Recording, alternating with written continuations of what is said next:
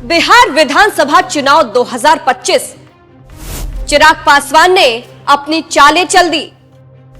नीतीश शाह का क्यों खेल बिगाड़ रहे हैं चिराग? आखिर गठबंधन में रहकर क्यों बगावत कर रहे हैं चिराग?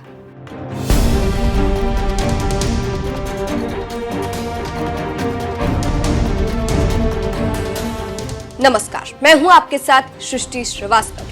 बिहार विधानसभा चुनाव में अभी समय है, लेकिन खेल पहले से चल रहा है और इस खेल को हर पार्टी खेल रही है और अपने हिसाब से वोटों का ध्रुवीकरण कर रही है। अभी हाल ही में आपने देखा होगा कि कैसे दलित वोटों को लेकर सरकार और कांग्रेस के बीच खेल शुरू हुआ है और फिर नीतीश सरकार और कांग्रेस में तू मैं हो गए, क्योंकि कांग्रेस का टारगेट दलित वोट है और इसीलिए राहुल गांधी दरभंगा में थे, लेकिन सरकार ने पहले इजाजत दी, फिर क्या हुआ कि राहुल गांधी को रोक दिया, फिर क्या था, बवाल हो गया और 2 से 3 घंटे तक खींचतान चलती रही और किसी तरह राहुल गांधी दलित छात्रों से मिले और अपनी बात रखी।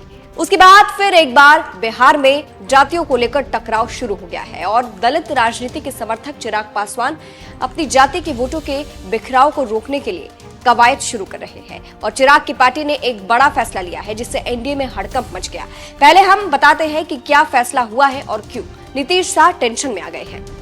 गरीब और पिछड़े वर्गों के सामाजिक आर्थिक अधिकारों की रक्षा हो, सशस्त्र सेनाओं का सम्मान और समर्थन किया जाए, वामपंथी अराजकता का विरोध किया जाएगा, गया हवाई अड्डे का नाम भगवान बुद्ध के नाम पर हो, निजी क्षेत्र में आरक्षण का प्रावधान किया जाए, रामविलास पासवान को भारत रत्न मिले, रामविलास पासवान की प्रतिमा संविधान सदन में स्थापित हो।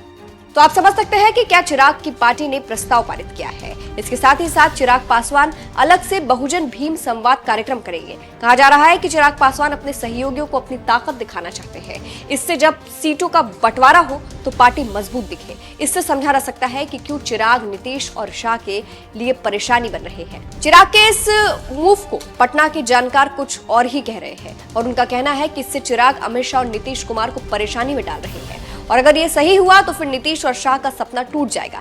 बहुजन भीम संवाद के जरिए चिराग बीजेपी और जेडीयू को बता रहे हैं कि हमें विधानसभा चुनाव में अधिक सीटें चाहिए। ये एक तरह से बिना कहे इशारों में अपनी गतिविधियों से संदेश देना कहते हैं। पार्टी ने खुलकर सिर्फ इतना कहा कि चुनाव में एनडीए के अंदर रहते हुए लोजपा स्वतंत्र पहचान के साथ भागीदारी करेगी। मतलब है कि पार्टी गठबंधन में रहेगी, लेकिन अपनी शर्तों पर। चिराग पासवान के इस नए पैतरे का मतलब निकालने में पटना से लेकर दिल्ली तक के नेता सिर खुजा रहे हैं। हर कोई ये जानने की कोशिश कर रहा है कि चिराग का अगला स्टेप क्या होगा। कुछ दिन पहले एनडीए के साथ चलने की बात कर रहे थे, लेकिन अब चिराग बहुजन भीम संवाद करने जा रहे हैं। वहीं बीजेपी भी निषाद समाज को एकजुट करने के लिए सम्मेलन करने जा रही है। इससे समझा जा सकता है कि आगे मोदी के हनुमान क्या करने वाले हैं।